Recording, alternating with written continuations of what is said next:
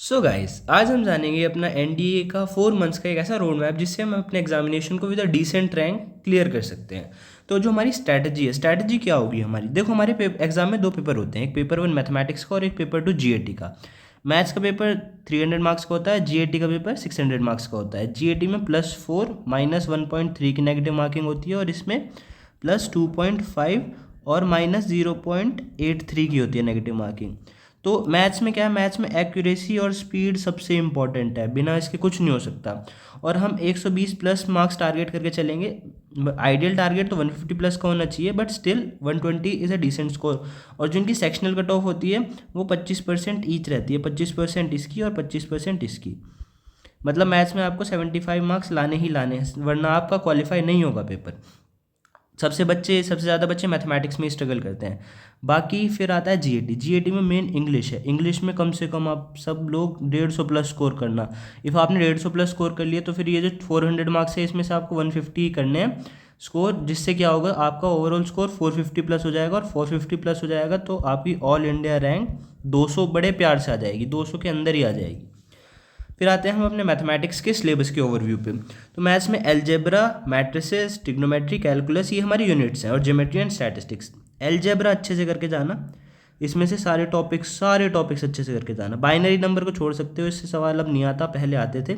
इन्हें कर लोगे तो भी आपके कम से कम 20 से 25 सवाल रेडी हो जाएंगे। फिर मैट्रिक्स में डिटर्मिनेंट, एडजॉइंट की प्रॉपर्टीज़ बहुत इंपॉर्टेंट है, देन इनवर्स और ऑपरेशंस।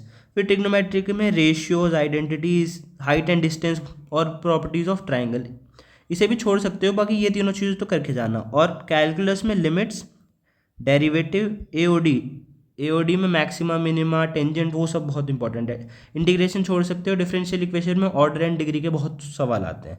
देन आता है हमारा ज्योमेट्री में 2D की लाइन्स, सर्कल्स, कॉनिक सेक्शन छोड़ सकते हो, बड़ा टॉपिक है। Then vector, dot product, cross product, बहुत सवाल आते हैं। 3D लाइन्स पे बहुत सवाल आते हैं। स्टैटिस्टिक्स में mean, mode, median, variance, standard deviation, probability based theorem, ये सब करके जाना अच्छे से। देन हमारा आता है जीएटी का। जीएटी में क्या है, इंग्लिश का जो सिलेबस है उसमें हमारे पास ग्रामर, वोकैबलरी, सिनोनिम एंटोनियम आते ही आते हैं 5-5 सवाल। देन स्पॉटिंग एरर के आते हैं सवाल 5 सवाल, और ऑर्डरिंग ऑफ वर्ड्स के 5 सवाल, और कॉम्प्रीहेंशन आते हैं। तो ये सब इंग्लिश अच्छे से करके जानी है। इंग्लिश में 150 प्लस स्कोर करने हैं अगर आपको अच्छी रैंक चाहिए तो। देन आप फिजिक्स, केमिस्ट्री, जनरल साइंस में वही बायोलॉजी के बेसिस आते हैं जो 9th-10th में आप पढ़ते हो, वही फिजिक्स केमिस्ट्री भी वही आती है। थोड़ा बहुत हीट, साउंड, थोड़ा सा 11th-12th का भी आ जाता है, तो जिसके पास साइंस है उसके लिए बहुत फ़ायदा रहेगा। बाकी ज्योग्राफी सेम है सबकी, और हिस्ट्री, पॉलिटी वही, freedom movements, constitution, 5 year plan से एक सवाल ज़रूर आता है। देन फिर इसमें इसमें ज्योग्राफी में हर एक टॉपिक से एक एक सवाल आता है, इसमें वैसे कुछ डिवाइड नहीं कर सकते। बाकी इंडियन ज्योग्राफी इज़ इम्पॉर्टेंट काफ़ी। करंट अफेयर्स के अभी लास्ट 2 टर्म्स से देख रहा हूँ 5 सवाल ही आ रहे हैं, तो करंट अफेयर्स को इतना ज़्यादा चिंता लेने की ज़रूरत नहीं है। देन मैथमेटिक्स मैंने 3 पार्ट्स में डिवाइड कर रखा है। जैसे हमारी मैथ्स है, मैथ्स के 10 से 12 सवाल मैट्रिक्स डिटरमिनेंट के आते हैं। तो फर्स्ट जिसमें सबसे कम मेहनत करके सबसे ज़्यादा आउटपुट मिलेगा। स्टैटिस्टिक्स एंड प्रोबेबिलिटी कुछ बच्चों को टफ लगता है तो वो छोड़ सकते हैं, बट मैट्रिक्स डिटरमिनेंट इसकी जगह अलजेब्रा ला सकते हैं। अलजेब्रा नीचे दिया ही हुआ है। अलजेब्रा के इफ़ सारे टॉपिक्स कवर करते हो तो कम से कम 20 सवाल तक पहुंच जाते हैं, ये इसमें बेसिक है। और इंग्लिश, साइंस और जीके ये आसान, जो हमारी साइंस आती है और इंग्लिश आती है वो इतनी ज़्यादा टफ नहीं आती, तो इन सब को लेके चलना है हमें। फिर जो हमारा सेकंड, जिसमें एवरेज एफर्ट्स लेंगे, टिग्नोमेट्रिक रेशियोज एंड आइडेंटिटी, इससे कम से कम 12 सवाल तो आते हैं, ये मैक्सिमम है, इतने आते हैं। डिफरेंशियल इक्वेशन, लिमिट, इन डिफरेंशियल इक्वेशन से और डिफरेंशियल कैलकुलस से 10 से 12 सवाल आते हैं। देन ग्रामर वो सब तो वही मेन है। देन मैकेनिक्स वो सब, ये तो कोई दिक्कत नहीं है इसमें। देन 3D और 2D ये बहुत इंपॉर्टेंट चैप्टर है, इससे 10 से 15 सवाल आराम से आते हैं। देन इसे छोड़ सकते हो, इसे करने की कोई ज़रूरत नहीं है। इन्हें करके जाना, और इन्हें करो तो साथ में प्रोबेबिलिटी भी करना। तो तुम्हारे प्रोबेबिलिटी और स्टैट्स दोनों कर लो, स्टैट्स और प्रोबेबिलिटी कर ली तो कट ऑफ तो यही क्लियर करा देंगे, ये 75 प्लस दिला देंगे आपको। देन ये काफ़ी बड़े टॉपिक्स हैं मॉडर्न हिस्ट्री के। इसमें गांधीयन एरा और उससे पहले जो आईवीसी, वो सब टॉपिक्स हैं वो कर लेना, वो इम्पॉर्टेंट है। केमिस्ट्री में वही बेसिक्स अच्छे से करके जाना, 9th-10th के उनसे ही हो जाएगा सब कुछ। देन हमारा आता है फाउंडेशन, हमें कैसे बिल्ड करनी है। तो stats relations, matrix determinant, vector algebra. और जीएटी में ना वोकेबलरी डेली प्रैक्टिस करना और रूटीन रखना कि 2.5 घंटे मैथ्स को प्रैक्टिस करो, क्योंकि बिना मैथ्स के पेपर नहीं निकलने वाला। करंट अफेयर्स को 1 घंटे की देने की जरूरत नहीं है, लास्ट में 1 हफ्ते में पढ़ लेना। और जो हमारा जीएटी है, जीएटी को 2 घंटे दो और फिर उसके बाद रिवीजन करो अच्छे से रिवीजन करोगे तो बहुत अच्छे से सारी चीज़ हो जाएंगी। देन मंथ 2 में हमें क्या करना है, मंथ 2 में जीएटी में डीप डाइव करना है, जितने भी कॉन्सेप्ट्स हैं, जैसे हमारे टिग्नोमेट्री टाइम लेगा 10 से 15 दिन आराम से। देन फिर डिफरेंशियल कैलकुलस करना, limits, continuity and derivative, integration छोड़ देना। एलजेब्रा में क्वाड्रेटिक इक्वेशंस, प्रोग्रेशन और एक formula notebook is necessary. Formula notebook सबसे ज़्यादा नेसेसरी है। और वीकली मॉक्स देने हैं। हिस्ट्री में क्या, मॉडर्न हिस्ट्री का ज़्यादा सबसे ज़्यादा आता है, तो मॉडर्न हिस्ट्री रखना। आईवीसी का देख लेना एंशिएंट में, और मुगल्स का देख लेना मिडीवल में।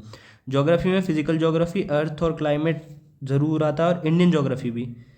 बट ये हमारे अभी जो है ये 2nd मंथ का है, अभी हमारे पास 2nd मंथ में हमें ये करना है। फिजिक्स अच्छे से कर लेना, फिजिक्स बहुत आसान आती है। देन 3rd मंथ में हम अपने एडवांस, इसे छोड़ देना, इंटीग्रेशन को करके बेसिक करके चले जाना, जिससे एरिया ऑफ इंटीग्रेशन जो चैप्टर है उसमें कर पाओ। देन ज्योमेट्री अच्छे से, जी ज्योमेट्री बहुत इंपॉर्टेंट है, बहुत आसान सवाल आते हैं। प्रोबेबिलिटी कोई वो ना करे तो बेसिक तो ज़रूर करके जाना प्रोबेबिलिटी का। और 5 साल के पेपर्स मतलब लगा के ही जाना ज़रूर। देन केमिस्ट्री में एसिड, बेसिस, एटम्स एंड ये इंपॉर्टेंट टॉपिक्स हैं।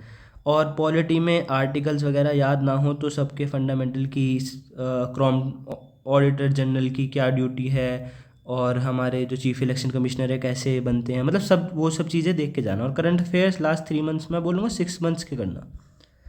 और जाने से पहले कम से कम 10+ मॉक्स दे के जाने हैं एग्ज़ाम से पहले। फिर जो हमारा जो मंथ 4 होगा, मंथ 4 में हमें क्या करना है, उसमें हमें अच्छे से मॉक्स देने हैं। और मतलब ये मान लो दिन में 2 मॉक देने हैं और उनका एनालिसिस करना है। कोई न्यू टॉपिक पढ़ना नहीं है, बस उन्हें ही एनालिसिस करना है और रैपिड रिवीजन करना है। जो हमारे फॉर्मूला शीट रहेंगी ना, वो तभी काम आएंगी हमारे। और ना की पॉइंट्स, बुलेट पॉइंट्स बना के रखना, जिससे तुम अच्छे से कर पाओ चीज़ें। देन जो हमारी की टू सक्सेस है वो यही है कि 6 आवर्स डेली प्रैक्टिस, जो डेली प्रैक्टिस से ज़्यादा बेटर है कि आप एक साथ 12 घंटे पढ़ रहे हो, उससे अच्छा थोड़ा लेके चलो। मैथ्स में 40% भी ला रहे हो तो भी आपके 100 से ऊपर नंबर आ रहे हैं। 100 से ऊपर नंबर आ रहे हैं, इसका मतलब है you are on a good rank. या मतलब 400-500 रैंक तो आराम से आ जाएगी इफ़ जीएटी में अच्छा स्कोर कर लिया। बट हमें उतनी लेना ली, हमें कम रैंक लानी है, क्योंकि मेरिट इन भी होना है। और अपने हेल्थ का ज़रूर अच्छे से ध्यान देना, क्योंकि अगर हेल्थ अच्छी है तो अपने आप पेपर क्लियर हो जाएगा अपने आप। और ख़ुद को यूनिफॉर्म में विजुलाइज करो अच्छे से, जिससे तुम फील कर पाओ कि we will become an officer one day, तो सब हो जाएगा। तो अभी अच्छे से प्रिपरेशन करो, और 4 महीने में आराम से कवर हो सकता है। आई हैव ऑल्सो कवर्ड, मैंने लास्ट मोमेंट पे भी मेरे मैथ्स में अराउंड 150 मार्क्स थे, तो आराम से कवर हो जाता है सारी चीज़ें। तो अच्छे से करो।